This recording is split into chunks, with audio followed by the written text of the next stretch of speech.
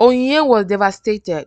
It took the help of Onyeka and his soothing words to keep her calm. She didn't want to call Amobi's mother because she might have a heart attack if she heard her grandson was kidnapped. She knew how deep her love was for Ike. Onye's brain was spinning like a wheel. She had never done anything wrong to anyone since she came to Q City. Immediately, a thought came to her mind. She and Onyeka left for Ikechukwu school. She asked for Ikechukwu's teacher and told her to give her few details about the looks of the man that took Ike. The teacher told her everything she remembered. Onyinye then opened one of her social media accounts and showed her Amobi's picture, and the teacher agreed that it was Amobi that took Ike. Onyinye's eyes were blazing like dark coals with fire in them. At that moment, she wanted to strangle Amobi. Amobi was with Ike at Q City. Ike was scared because he did not know the strange man. He was crying that he wanted his mommy, but Amobi told him that his mommy was coming soon and that they would live together as a family because he was his father. He told Ike that he loved him, that his mommy had refused to give him a chance to come into their lives. He painted a beautiful picture full of lies to Ike.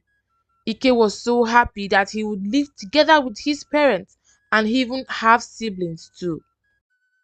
Before Amobi's plans to take Ike away from Onyinye, he called his fiancée Chinelo, whom he was supposed to marry, and told her that their engagement was off.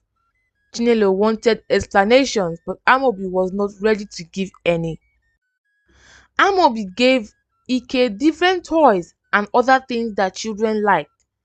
He then sat with a smirk on his face. You will find your way back to me, Onyinye.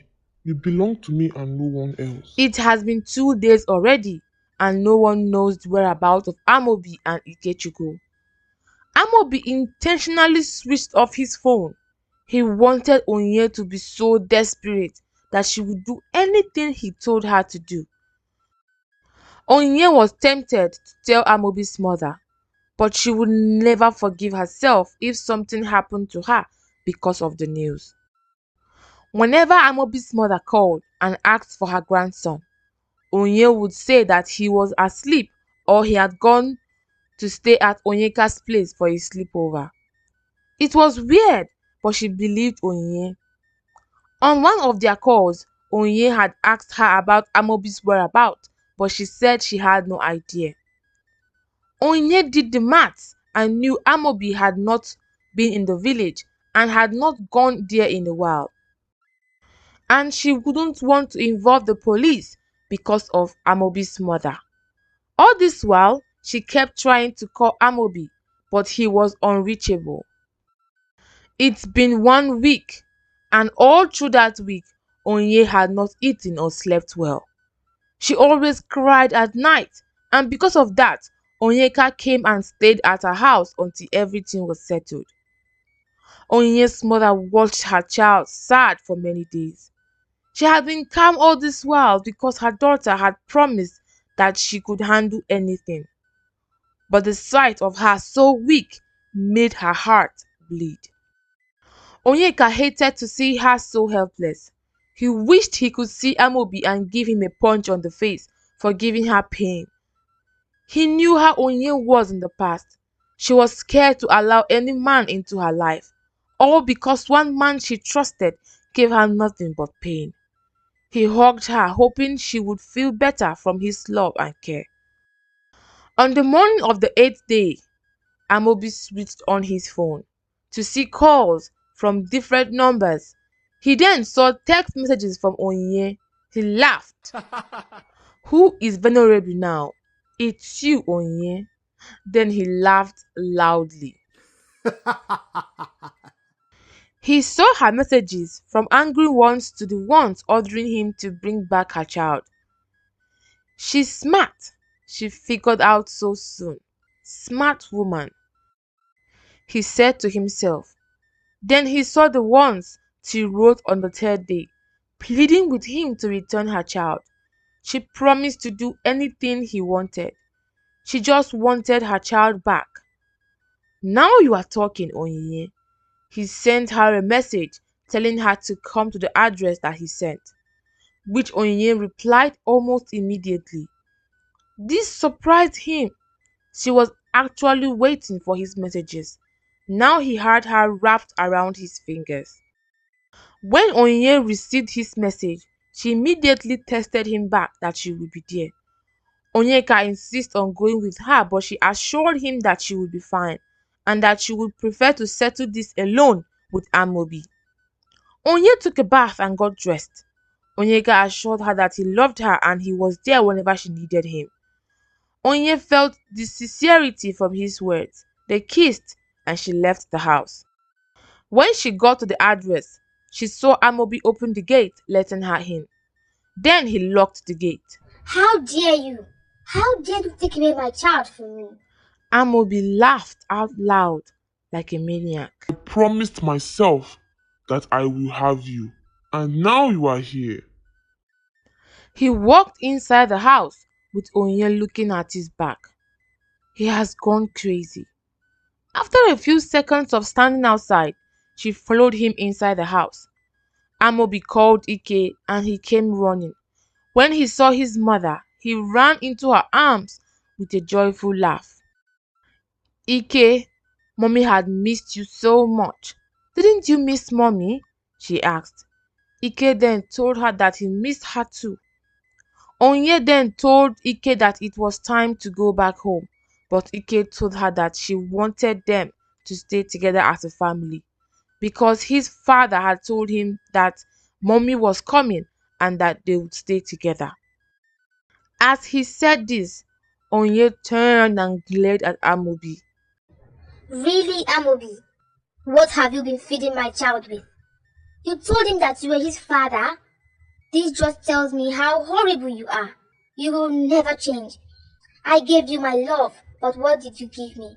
A swollen tummy, and left me to suffer. My biggest regret in life is getting entangled with you, you horrible monster. I'm taking my child with me, and we are living here right now. Leave the boy alone. He has chosen. Deal with it. If he wanted to go with you, I would have allowed it. But now he has chosen me. It's either you stay or leave. Amobi said, smiling. Onye felt her heart twist into knots. She couldn't bear leaving her son there, so she decided to stay. She did not know how long she would have to stay to convince Ike that it was best for them to leave. Ike would never understand what she meant until he grew older. Ike had always wanted a father figure in his life until Onyeka. And now Amobi has succeeded in filling his head with beautiful lies. Amobi took her phone to stop her from calling anyone. He provided her with food and other luxuries. But Onye was not happy. 4 years ago, she would have been happy if he had done all this, but now she felt nothing but disgust. Amobi came to her one night and told her that he still dreamt of a life with her, that even though she felt nothing for him now, that she would still develop those feelings of love in due time.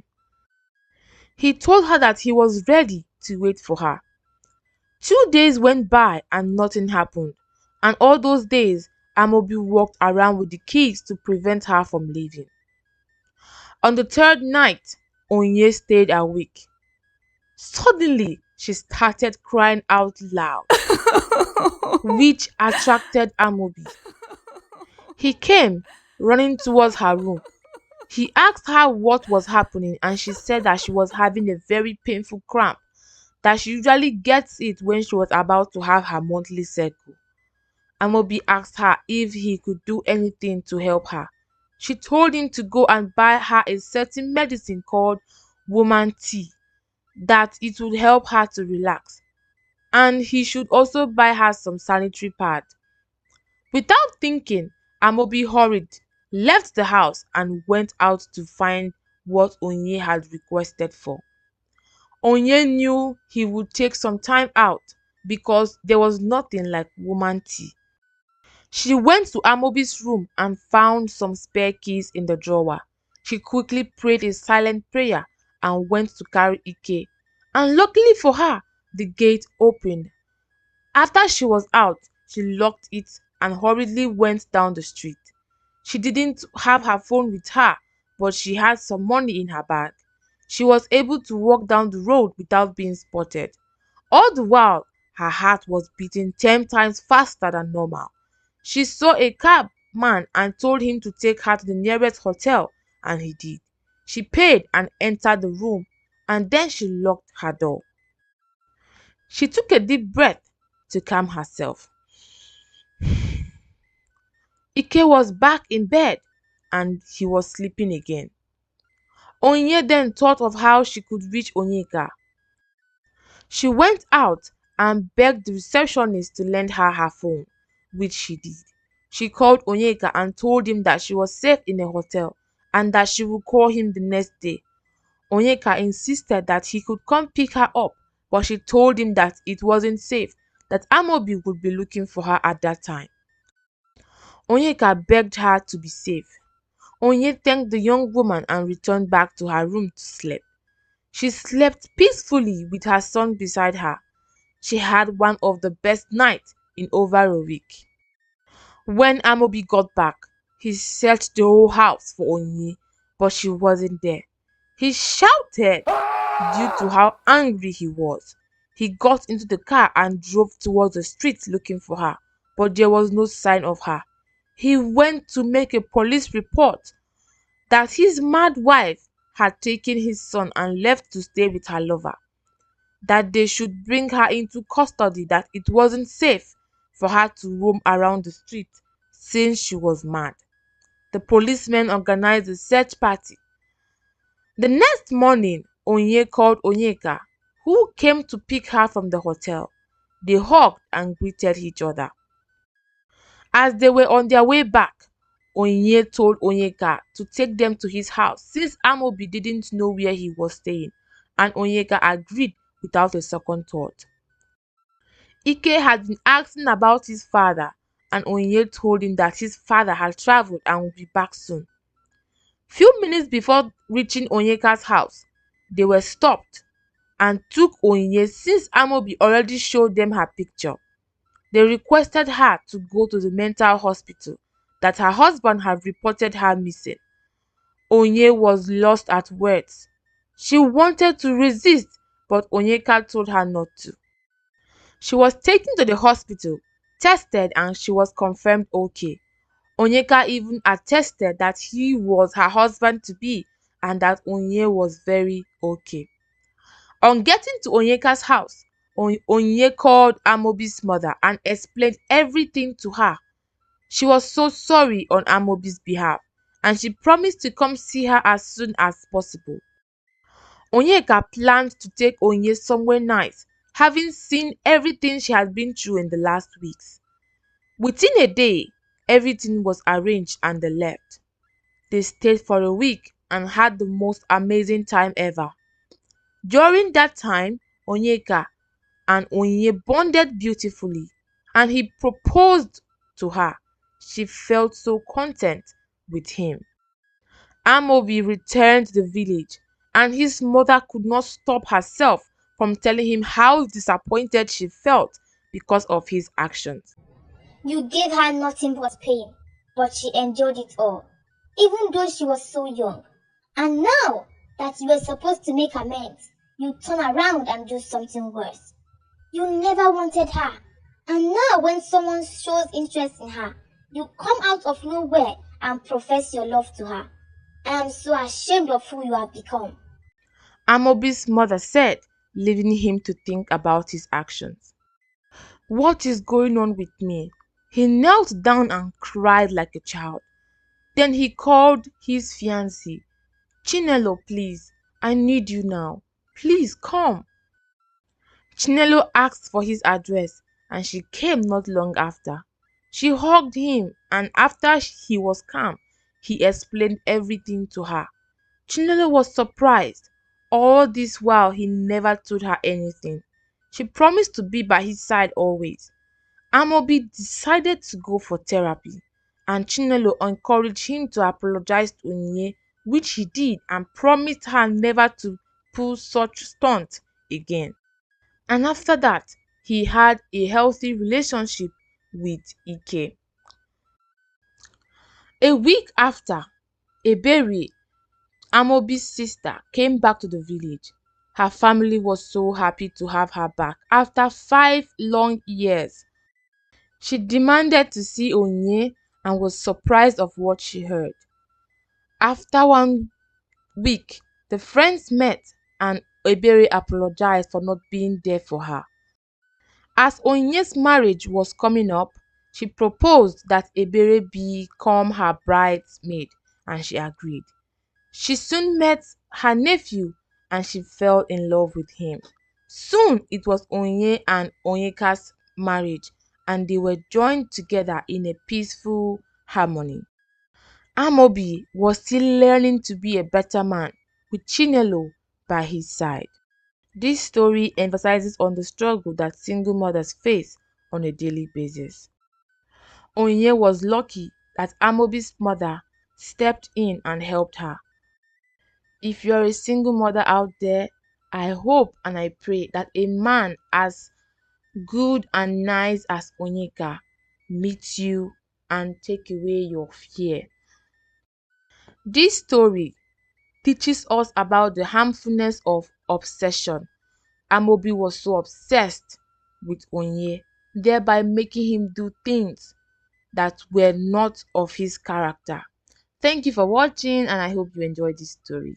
Please don't forget to like, comment and share our stories. If you haven't watched the part 1 of this story, you should go check on my channel. It's there. See you in our next video. Bye.